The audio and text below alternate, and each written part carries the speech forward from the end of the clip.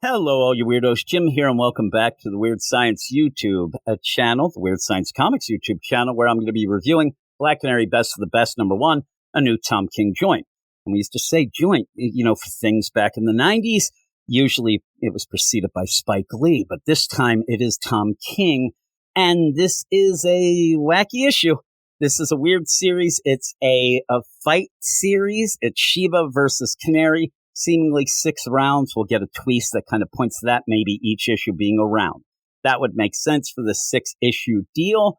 Yeah. Is there enough story for that? Possibly. Is there something to grab onto? Maybe. It depends. It depends on if you can get through Tom King's quirks. And again, the over-narration in this it makes the Sovereign look like he can't choose his words. Like, there's so much narration in this. The Sovereign is jealous from that Wonder Woman series. And it's done by these announcers who I hope are radio announcers, because if they are TV announcers, they should be fired.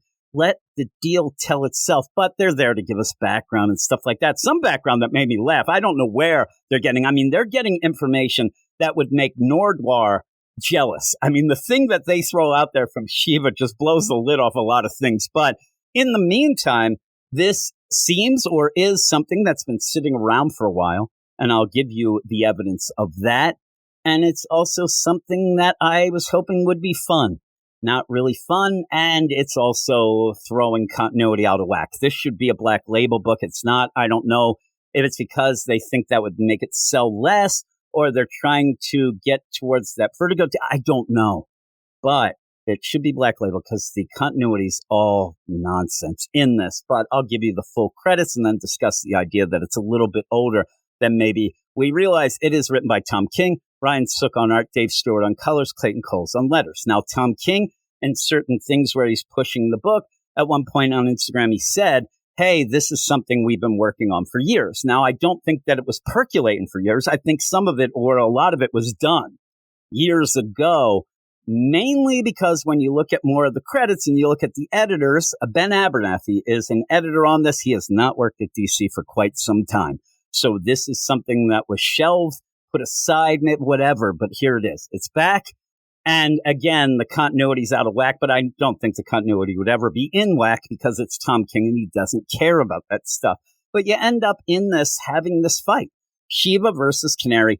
So for some reason, it is broadcast intergalactically because of the idea that Dinah was on the Justice League. I don't get it. Who on Galtor 6 is watching this? Nobody.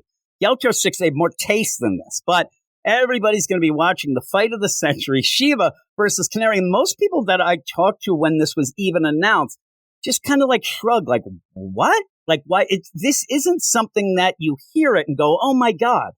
I've been arguing with my friends forever who would win this intergalactic MMA fight.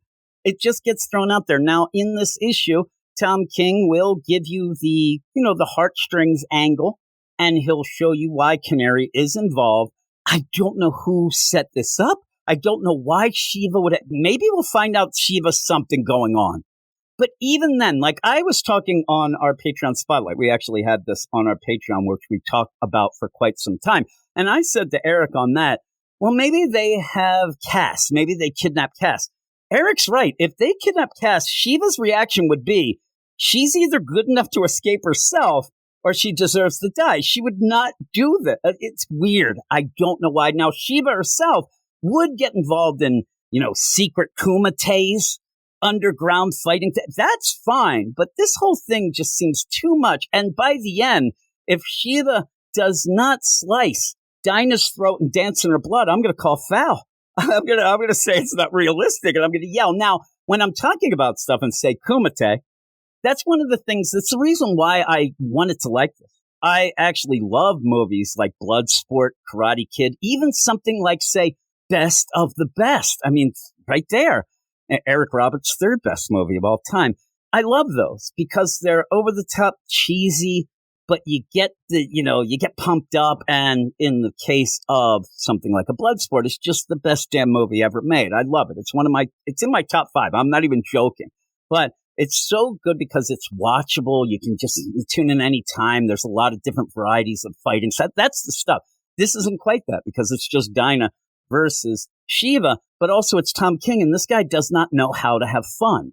So when you get into it, at one point I even thought, like, man, seeing Shiva and Dinah like beat the crap out of each other, it kind of seems like some weird like torture porn stuff. Like this is getting his kicks or something.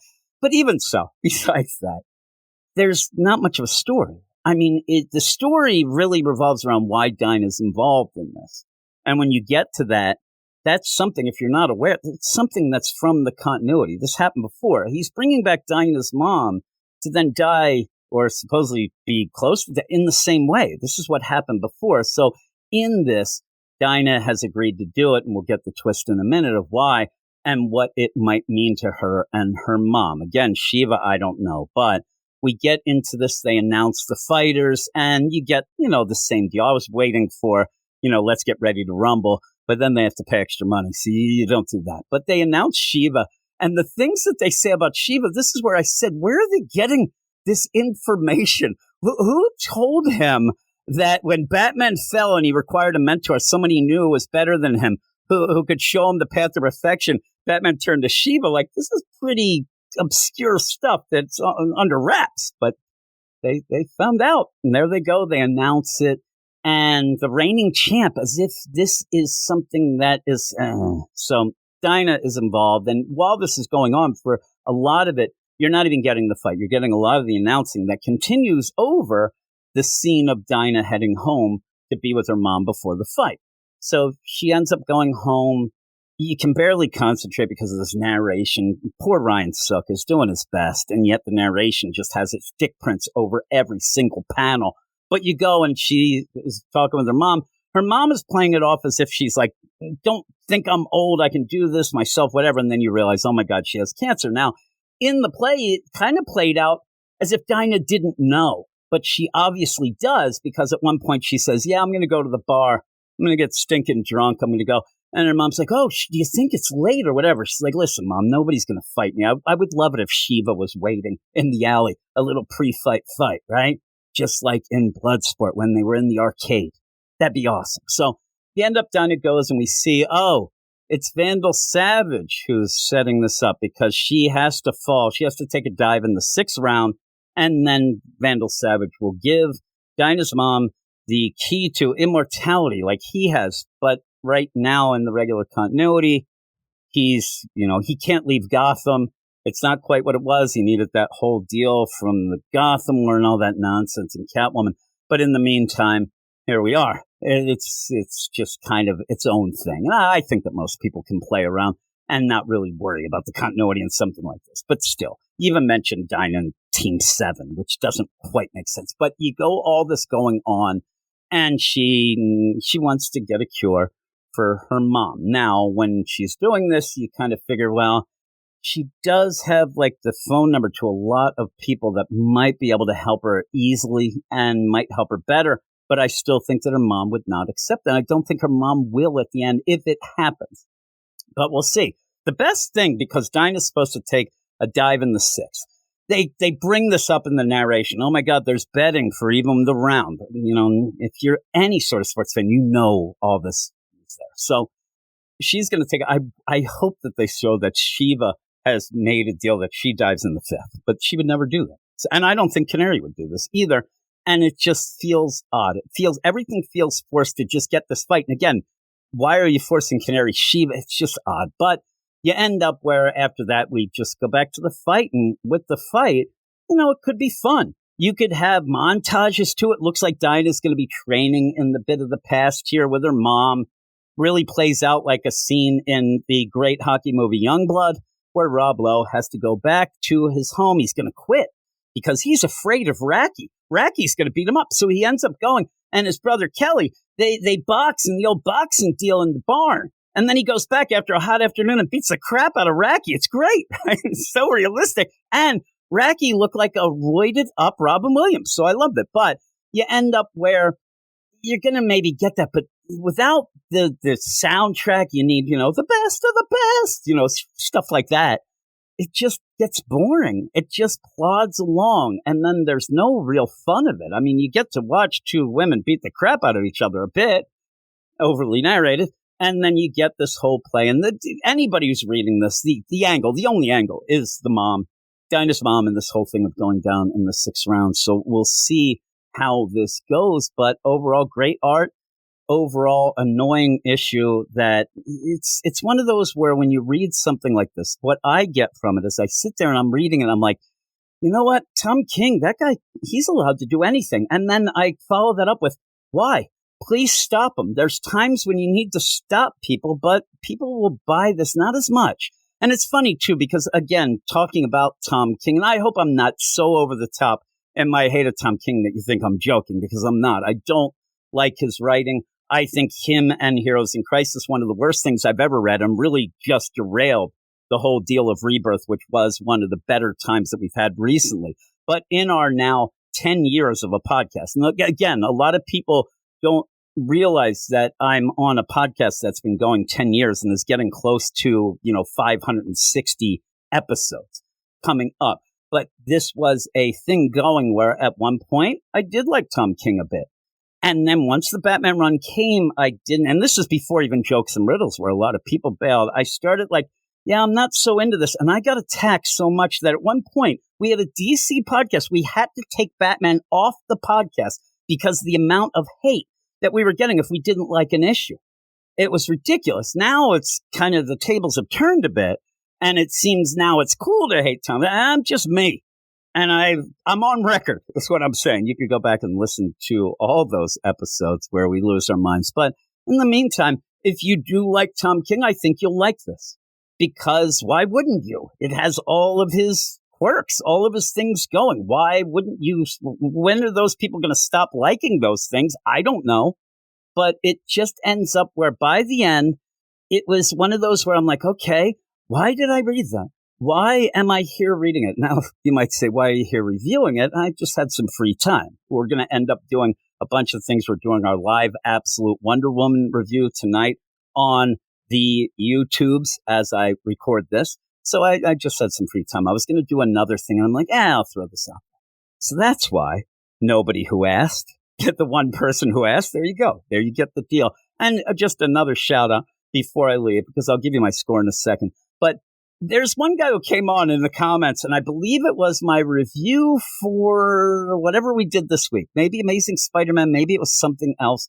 But he ended up where he wants show notes, he wants timestamps of, tell me when you're talking about chicken sandwiches and stuff so I can, I'm like, get the hell out of here. The thing is, I do this to have fun. I'm sorry if you don't like it.